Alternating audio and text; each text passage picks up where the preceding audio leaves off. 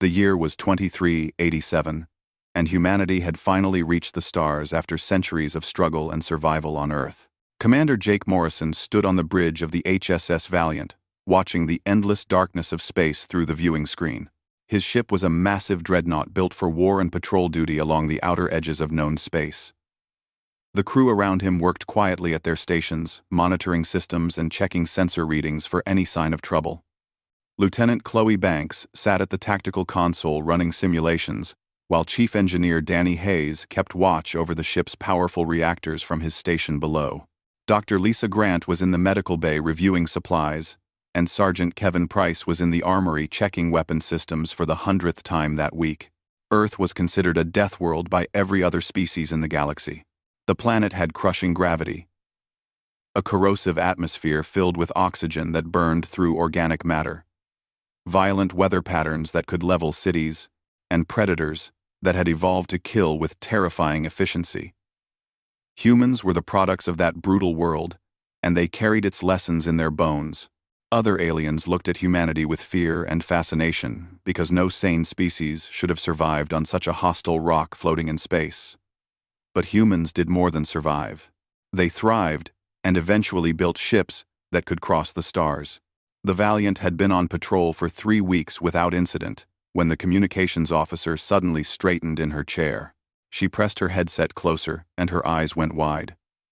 "Commander Morrison, we're receiving a distress signal. It's coming from an unknown species, and the translation matrix is working on it now." Jake moved to stand behind her station. "Put it through." The voice that came through the speakers was high-pitched and warbling, clearly not designed for human language. The ship's computer worked to translate the desperate sounds into words that Jake and his crew could understand. What came through made his blood run cold. The speaker identified herself as Shimmer in Deep Waters, captain of a Velkari colony ship. Her people were peaceful aquatic beings who had never known war or violence in their long history. Their ship carried 50,000 civilians, including hatchlings, the Velkari equivalent of children. They were under attack by something called the Kreslith Marauders, a pirate faction that terrorized the Outer Rim systems and sold their victims on the illegal bio-trade markets. Shimmer's voice broke with emotion as she explained that her ship had no weapons and no defenses. They had sent distress calls to every species they could reach, but everyone refused to help. The Kreslith were too dangerous, too numerous, and too well-armed for anyone to risk fighting them.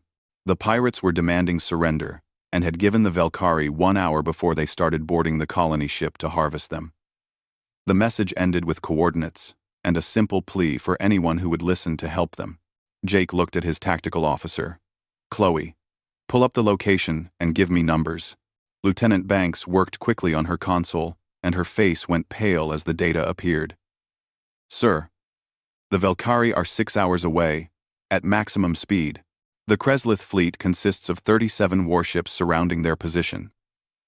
Each ship is heavily armed, with plasma cannons, and protected by military-grade energy shields. If we go in alone, the combat AI gives us a 3% chance of survival." The bridge went quiet. Every crew member was doing the math in their heads and coming up with the same terrible answer. 1 human ship against 37 pirate vessels was suicide. Danny Hayes spoke up from the engineering station. "Commander, we could send the distress call to Fleet Command and wait for reinforcements. We'd have better odds with more ships." Jake knew Danny was right from a tactical standpoint. The smart move was to wait for backup and go in with enough firepower to guarantee victory. But the Velkari had 1 hour, not 6 or 7. By the time help arrived, 50,000 innocent beings would be dead or worse. He thought about the human philosophy that had been drilled into every officer during training. The words echoed in his mind like a prayer. "We don't leave people behind. Not ever." "Set course for the Velkari position," Jake said quietly. "Maximum speed. Send a priority message to Fleet Command, requesting immediate support. But we're not waiting for them to arrive." Dr. Lisa Grant stepped onto the bridge from the medical bay. "Commander, those orders violate our patrol mission parameters. We're supposed to monitor trade routes, not engage in full-scale fleet actions against overwhelming odds. Jake turned to face her and his expression was hard as steel. "Doctor, there are children on that ship. They're going to die if we don't do something right now. I don't care about mission parameters." Lisa held his gaze for a moment, then nodded slowly. She understood what he was saying, even if she didn't like it. This was what humans did. They saw someone in trouble, and they helped, even when it was stupid and dangerous, and likely to get them killed. It was the Deathworld mentality that other species found so incomprehensible. The Valiant turned and jumped into hyperspace with its reactors pushed to maximum output. Danny Hayes monitored the power systems and hoped the ship could handle the strain. Kevin Price loaded every weapon they had, including the railguns and missile pods. Chloe Banks ran combat simulations trying to find any tactical advantage they could exploit. The ship's AI, which the crew had nicknamed Archie, calculated firing solutions and evasive maneuvers while estimating casualty rates that kept climbing higher. 6 hours later, the Valiant dropped out of hyperspace directly into the combat zone. The view screen showed the massive Velkari colony ship, surrounded by a swarm of Kreslith warships. The pirate vessels were angular and ugly, covered in mismatched armor plates and bristling with weapons. They hung in space like predators, circling wounded prey. The Velkari ship was beautiful by comparison, all smooth curves and flowing lines designed by a species that thought in terms of ocean currents and peaceful waters. Jake opened a channel on all frequencies, and his voice was calm despite the fear clawing at his chest. "This is Commander Jake Morrison of the Human Expeditionary Fleet. To the Kreslith Marauders, you have 10 seconds to break off your attack and withdraw. This is your only warning." The response came quickly. A harsh voice, speaking through the translator, belonged to someone called Thrax the Render, warlord of the Kreslith fleet. The alien laughed, a sound like metal scraping on metal. The translation was garbled, but the meaning was clear enough. One human ship against his entire fleet was a joke. Thrax promised to add Jake's skull to his personal collection after he finished with the Velkari. 5 Kreslith cruisers broke formation and turned toward the Valiant. They accelerated rapidly, plasma cannons charging to fire. Jake gripped the armrests of his command chair and felt the familiar weight of fear and determination settle over him. This was what humans did best. They faced impossible odds and fought anyway because someone had to stand between the innocent and the monsters. "All hands, battle stations," Jake said quietly. "Let's show these pirates what a Deathworlder can do." The 5 Kreslith cruisers came at the Valiant with their plasma cannons already glowing hot and ready to fire. Thrax the Render watched from his command ship, expecting to see the single human vessel destroyed within minutes. His warriors were experienced raiders who had conquered dozens of ships, and he saw no reason why this would be any different. The Kreslith had superior numbers and firepower. One Deathworlder ship would be a minor inconvenience before they returned to harvesting the Velkari. What Thrax didn't understand was that humans came from a planet that spent millions of years trying to kill them. Earth's gravity was twice what most species considered survivable. The atmosphere was so rich in oxygen that it corroded metal and burned through organic tissues. Weather patterns spawned hurricanes that could flatten forests and earthquakes that could split continents. The predators that evolved there, including humans, developed reflexes and resilience that seemed impossible to aliens who grew up on gentler worlds. Every human alive was descended from survivors who had faced down saber-toothed cats, ice ages, plagues, and countless other threats that would have wiped out softer species. Lieutenant Chloe Banks took manual control of the helm, and her hands moved across the controls with practiced precision. The Valiant twisted through space in a corkscrew pattern, pulling 8 Gs of acceleration. The inertial dampeners struggled to compensate, and Jake felt his body pressed into his chair as if a giant hand was pushing down on his chest. The sensation would have killed a Velkari instantly, and would have shattered the chitinous bones of a Kreslith. But humans trained in Earth's brutal gravity well, and their bodies could handle punishment that seemed insane to other species. The Kreslith fired their plasma cannons and bolts of superheated gas lanced across the void. Chloe saw them coming and rolled the Valiant into an impossible dive that sent the enemy fire streaking past harmlessly. She pulled up hard, and the ship groaned under the stress, but held together.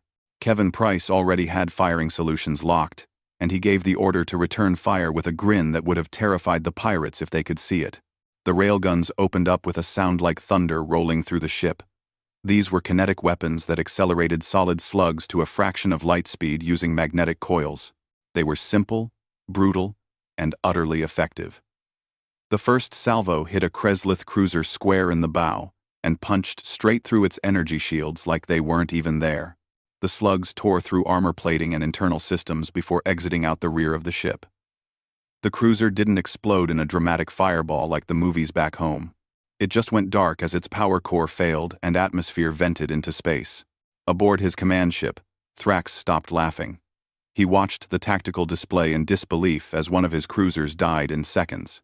The human vessel was moving like nothing he had ever seen, and hitting harder than should be possible for a ship that size. He opened channels to his remaining cruisers and ordered them to coordinate their attack patterns. These were professionals who had raided hundreds of ships. They would adapt and overwhelm the humans. With superior numbers, on the Valkyrie colony ship, Shimmer in deep waters pressed her scaled face against a viewing port and watched the battle unfold. Her people had studied humans from afar and knew them as the species that survived everything their terrible planet could throw at them. But seeing them fight was completely different from reading reports. The Valkyrie had evolved in calm, warm seas where cooperation meant survival. They had no concept of violence on this scale. The way the human ship moved and struck made her hearts beat faster with something between terror and hope. The Valiant took hits as the Kreslith adapted to their tactics. Plasma bolts seared across the armored hull, leaving glowing scars in the metal. Danny Hayes watched his readouts from engineering and called up to the bridge that shields were down to 40%. The ship shuddered, with each impact and damage reports started flooding in from different sections. A conduit explosion in the lower engineering bay injured 3 crew members and sent them to the medical bay, where Dr. Lisa Grant was already preparing for casualties. Jake Morrison kept his voice calm as he gave orders. He knew they couldn't win this fight alone, but they had to buy time for the Valkyrie and for reinforcements to arrive. He targeted the largest Kreslith ship in the enemy formation and ordered Kevin to concentrate all fire on its command deck. The strategy was simple. Pirates relied on fear and overwhelming force to win. If you could shake their confidence, they would break and run. The battle raged for 18 minutes that felt like hours. The Valiant destroyed 3 Kreslith ships and crippled 2 more. But the damage was mounting faster than Danny could compensate. Shields were down to 12%, and several weapon systems were offline. Jake knew they had maybe 5 minutes left before the ship was too damaged to fight. He was preparing to order an emergency jump to hyperspace when Chloe shouted from her station. "Commander! Multiple hyperspace signatures detected. It's Fleet Command. They're here." 5 human warships dropped into normal space in perfect formation. The HSS Defender, HSS Retribution, HSS Iron Wolf, HSS Tempest, and the massive carrier, HSS Liberty, appeared like avenging angels. They were led by Admiral Patricia Hughes, a woman with iron-gray hair and eyes like chips of ice. She had fought in the contact wars against the Scrix Imperium and earned her reputation by refusing to surrender even when her flagship was crippled and burning. The Admiral opened a channel to the Kreslith fleet, and her voice carried across the void like a judge pronouncing sentence. "This is Admiral Patricia Hughes of the Human Defense Fleet. You were warned. Now you face the consequences." The human ships formed a battle line, and suddenly the odds had shifted dramatically. Thrax looked at his tactical display and felt fear for the first time in his long career. He wasn't facing merchants or peaceful explorers anymore. He was facing Deathworlders who evolved on a planet that tried to kill them every single day for millions of years. They didn't scare easily, and they never backed down from a fight. The Kreslith fleet broke formation and tried to flee. Ships scattered in all directions, hoping to escape into hyperspace before the humans could stop them. Admiral Hughes gave the order that would echo across the galaxy for years to come. No quarter. They targeted civilians. Make sure this message reaches every pirate haven in the sector. The human fleet pursued with ruthless efficiency. The battle became a rout, as Kreslith ships were hunted down one by one. Some tried to surrender, but most fought to the end, because their pride wouldn't allow retreat.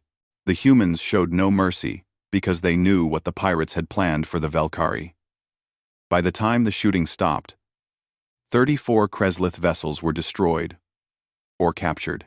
Only 3 managed to escape into hyperspace, and they would carry the story of what happened when you threatened civilians under human protection. The Velkari colony ship was safe. Shimmer in deep waters transmitted a message to the human fleet, and her voice carried so much emotion that the translators struggled to capture it. She asked why humanity had come and why they risked so much for strangers they had never met before.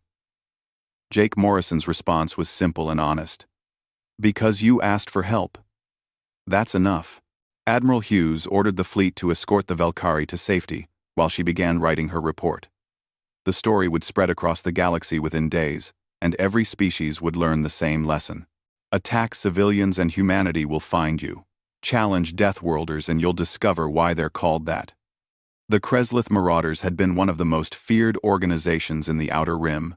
Now they were broken and scattered. Destroyed by a species that refused to let innocent people die. News of the Velkari rescue spread across the galaxy faster than anyone expected. Within days, every species with access to communication networks was talking about what humanity had done. The reactions varied wildly depending on who you asked and what their relationship with the Deathworlders had been like so far. Some species celebrated while others condemned, and a few just watched, nervously wondering what it meant for the balance of power. The Velkari Council declared humanity as protectors of the deep and offered a permanent alliance. For a species that had never known war in their entire evolutionary history, the human response felt like a miracle sent by the universe itself. Shimmer in deep waters became an ambassador and traveled to human space to begin building bridges between their peaceful civilization and the warriors who had saved them. She met with human leaders and was constantly amazed by how gentle they could be despite coming from such a violent world. The Galactic Commerce Federation issued a formal commendation to the human expeditionary fleet. Trade with human space increased by 40% within a month, as merchant species who had previously avoided contact now saw the value in having Deathworlders as allies. The logic was brutally simple. If pirates knew that attacking a human-protected convoy meant certain death, then trade routes became safer and profits went up. Money talked louder than fear in most parts of the galaxy, but not everyone was happy about humanity's intervention.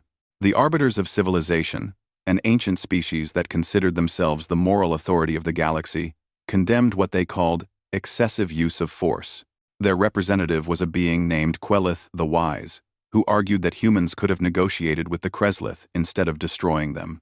He stood before the Galactic Assembly and called the human actions an atrocity committed by primitives who didn't understand diplomacy or restraint.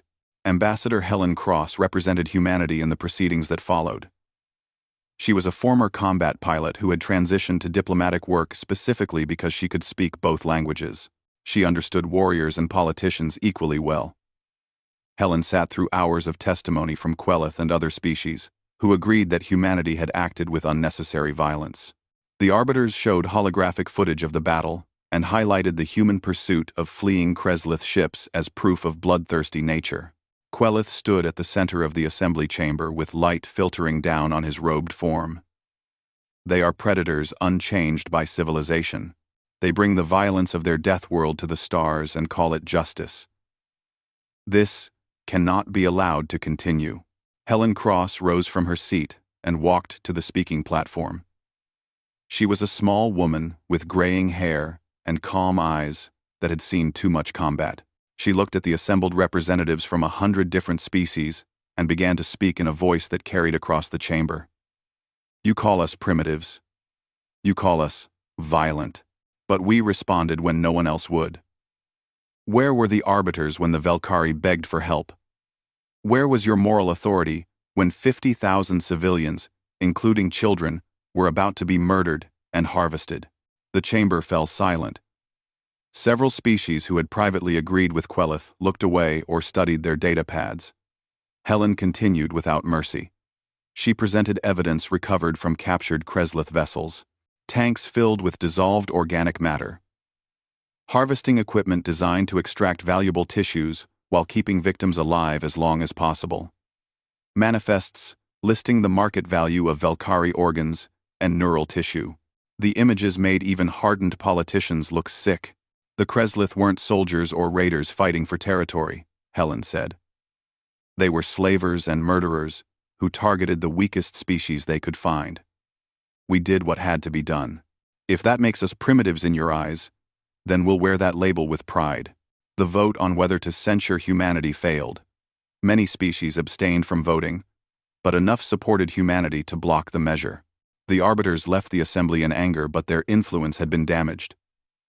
Other species had seen the evidence and knew that sometimes violence was the only answer to violence.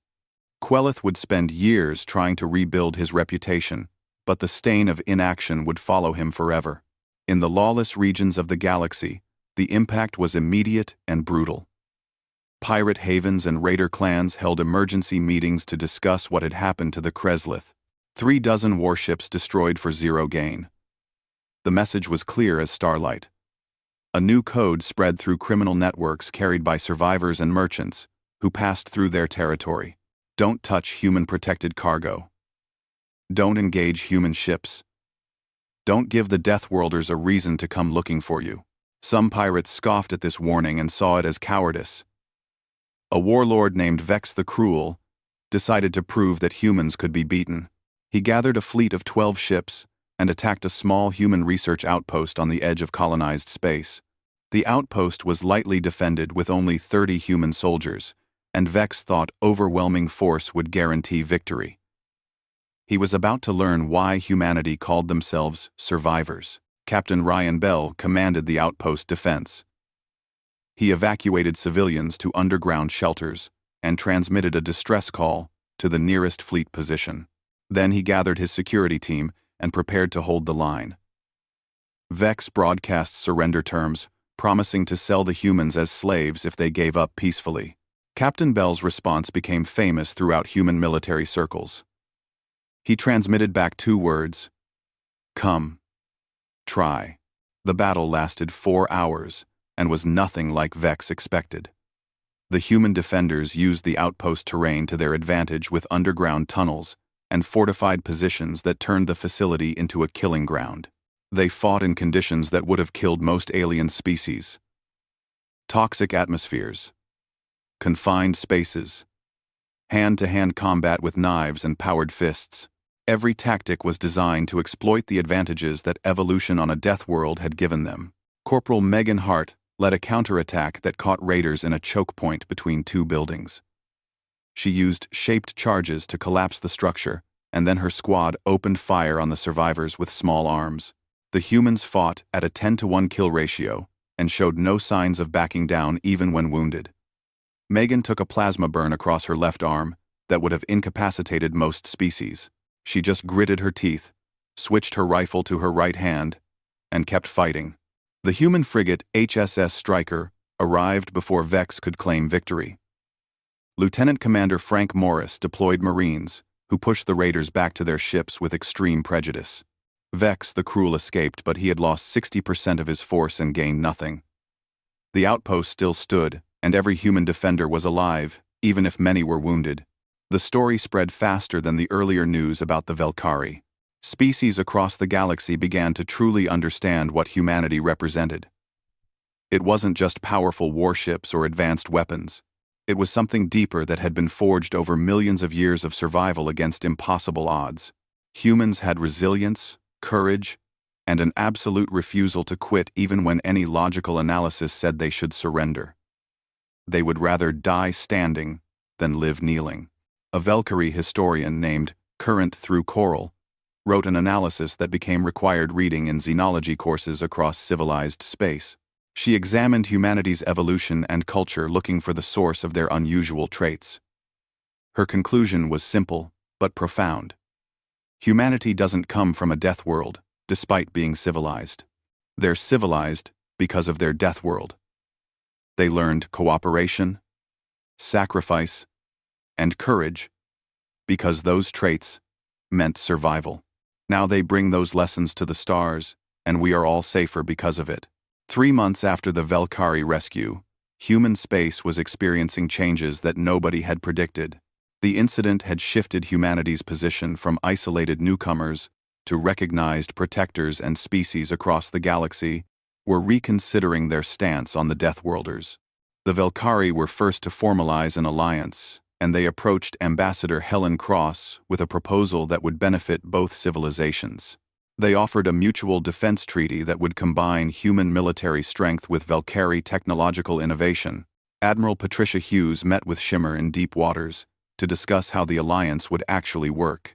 The Admiral was skeptical at first because she couldn't see how a species with no military tradition could contribute to defense.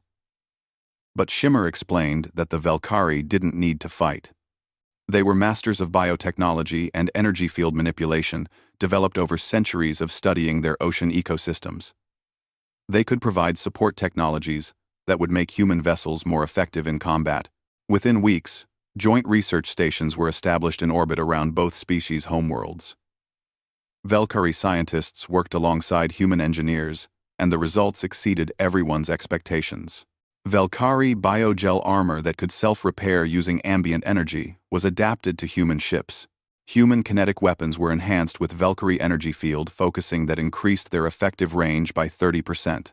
The combination of death, world durability, and peaceful world innovation created something greater than either species could achieve alone.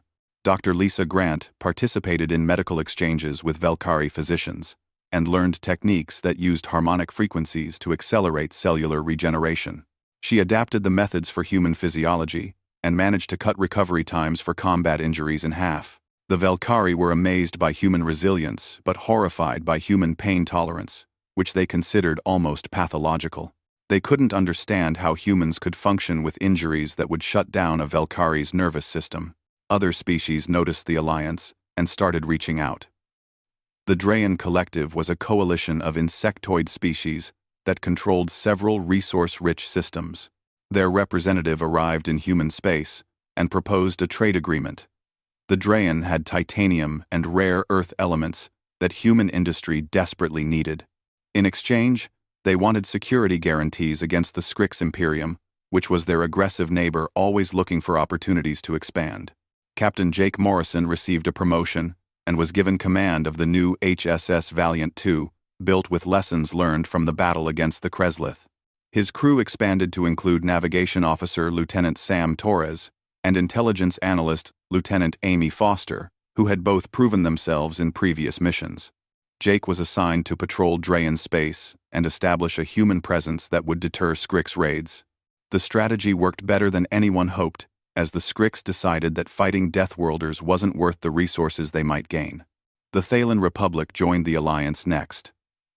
They were a federation of mammalian species, known for philosophical traditions and artistic achievements.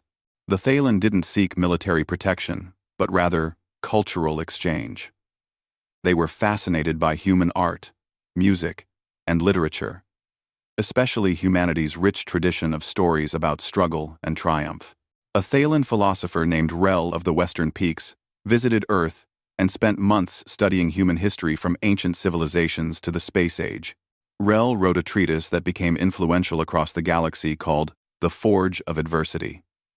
He argued that humanity's death world origin gave them unique psychological traits that other species lacked: hope in the face of despair, unity through shared struggle, an almost irrational optimism that things could get better if you just kept fighting. These traits were exactly what the galaxy needed in an era where pirates, raiders, and aggressive empires threatened peaceful species. But alliances always create enemies. The Korath Dominion was a militaristic empire that had conquered 17 star systems through superior firepower and ruthless tactics. They ruled through fear and forced smaller species to pay tribute or face orbital bombardment. Humanity's protection of weaker species was undermining the entire power structure that the Korath depended on. If species knew they could call for help and actually receive it, the Dominion's threats would become meaningless. Supreme Commander Varrock led the Korath military, and he viewed the human alliance as an existential threat. He issued a challenge that was broadcast across multiple star systems. The Korath Navy consisted of 200 warships, crewed by professional soldiers who had trained for war their entire lives. Varrock demanded that humanity cease protecting the Valkyrie and Drayan, or face military consequences. He was confident that superior numbers would overcome whatever advantages the Deathworlders possessed. Admiral Patricia Hughes convened a strategy meeting aboard the HSS Liberty to discuss the threat. Captain Jake Morrison attended, along with Ambassador Helen Cross and General Victor Hayes, who commanded human marine forces. They reviewed intelligence reports on Korath military capabilities, and the assessment was sobering. The Korath Navy was larger than the entire human fleet, and their ships were well armed with experienced crews. In a direct fleet engagement, humans would be outnumbered 3-1. But General Hayes pointed out the one advantage that humanity always possessed: adaptability. The Korath fought using rigid doctrines and established protocols that had worked for them across multiple conquests. They were professional soldiers, but they were predictable. Humans trained to expect chaos and improvise under pressure could exploit that weakness. It was the same advantage that allowed smaller human nations to defeat larger armies throughout Earth's history. The strategy they developed relied on asymmetric warfare instead of conventional battles. Human ships would strike Korath supply lines, disrupt their communications, and force them to spread their forces thin, trying to guard multiple targets. Fast frigates would raid logistics depots, while larger ships protected Allied space. It was the guerrilla warfare approach that humans had perfected over centuries of conflict on their homeworld. Jake Morrison volunteered to lead the first strike against a Korath supply depot in the Epsilon Carinae system. The mission was considered suicide on paper, but his crew had survived impossible odds before.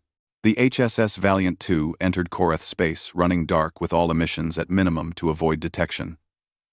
Lieutenant Sam Torres navigated through asteroid fields and behind planetary bodies, using every trick he knew to stay hidden. The supply depot was guarded by only 3 Korath corvettes, because Varrock's arrogance made him believe nobody would dare attack Dominion territory. Jake approached carefully and waited until the perfect moment. Kevin Price targeted the depot's fuel storage tanks with precision railgun fire, and the explosions were spectacular.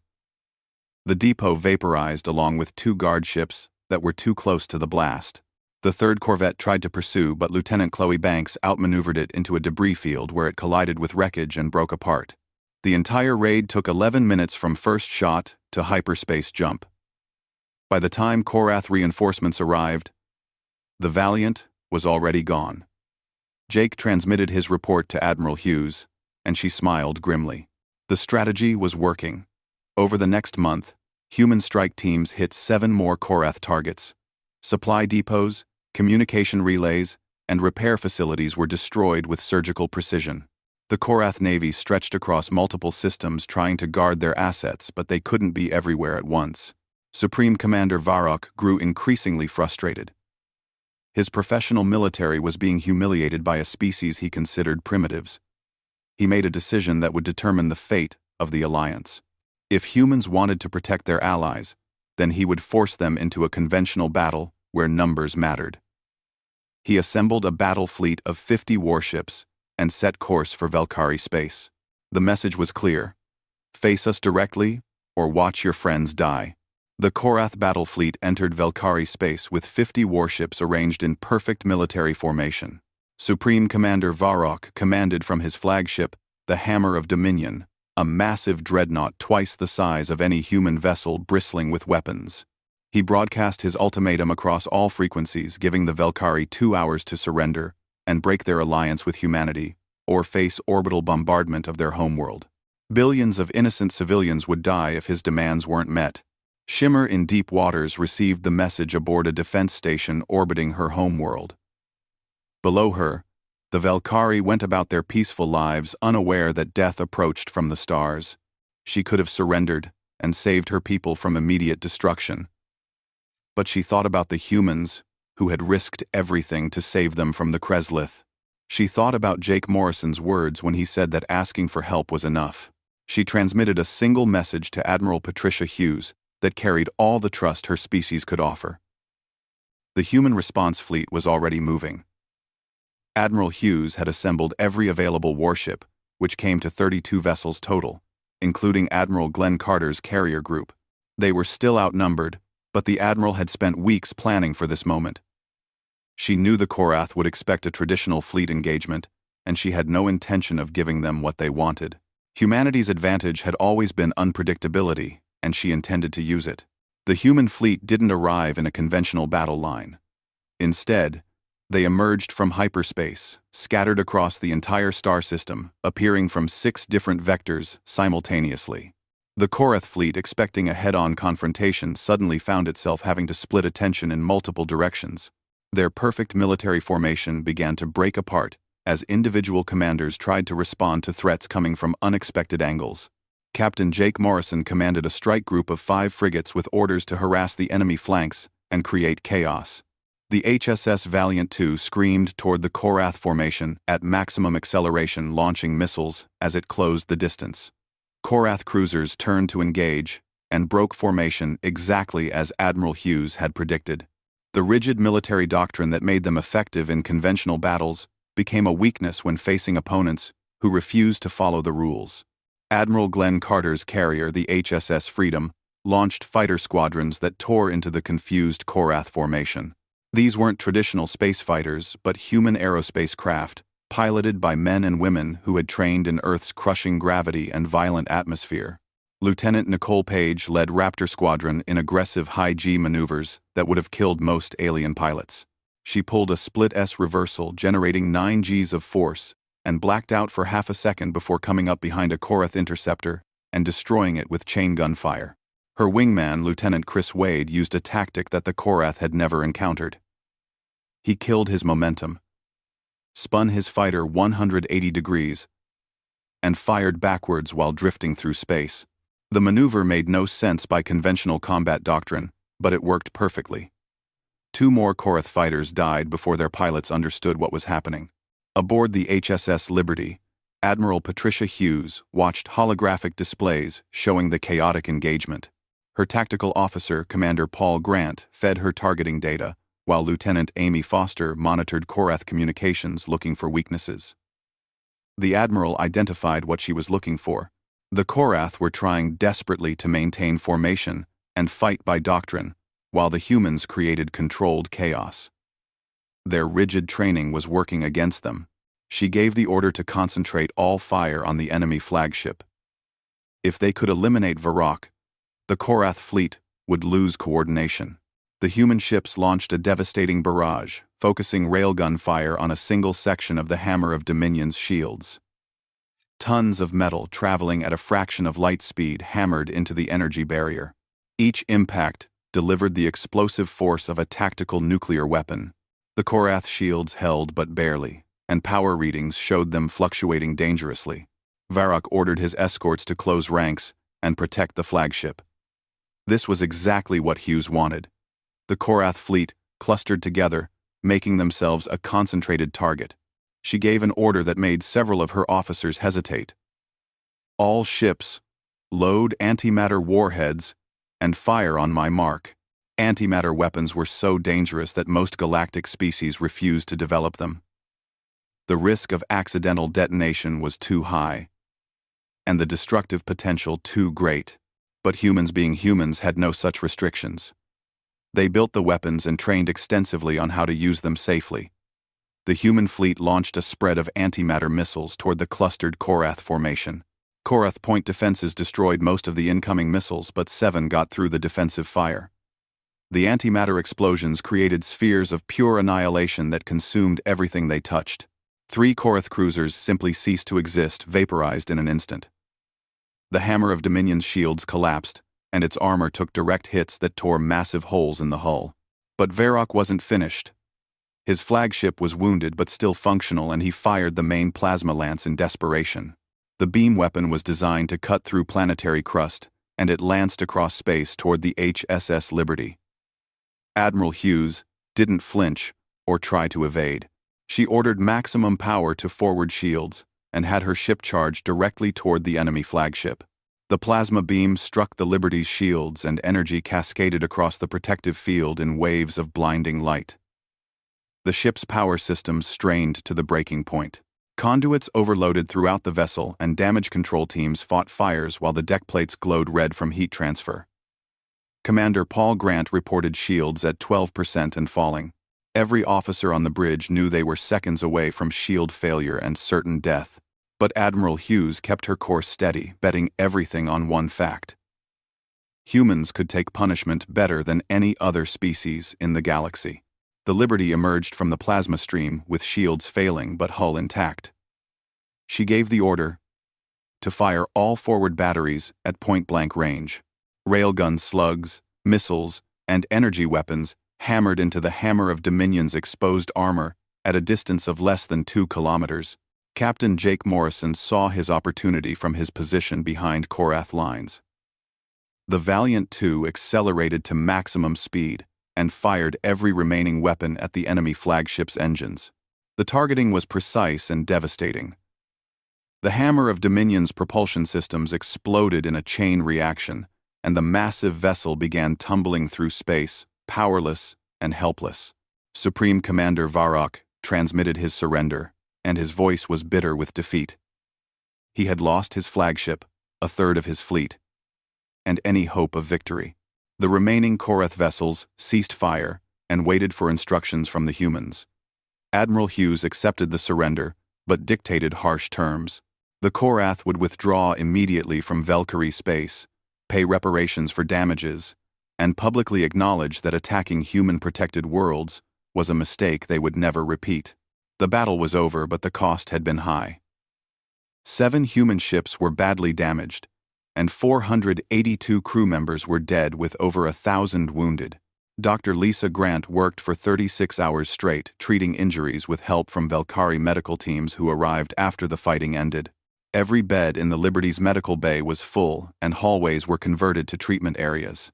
On the surface of the Valkyrie homeworld, billions of civilians emerged from shelters to see the human fleet standing guard in orbit. Shimmer in Deep Waters broadcast a message of gratitude that brought tears to even the most hardened human Marines. She declared this day a permanent holiday to be known as the day the Deathworlders stood between us and the dark. The consequences rippled across the galaxy. The Korath Dominion faced internal rebellions, as conquered species saw their weakness and fought for freedom.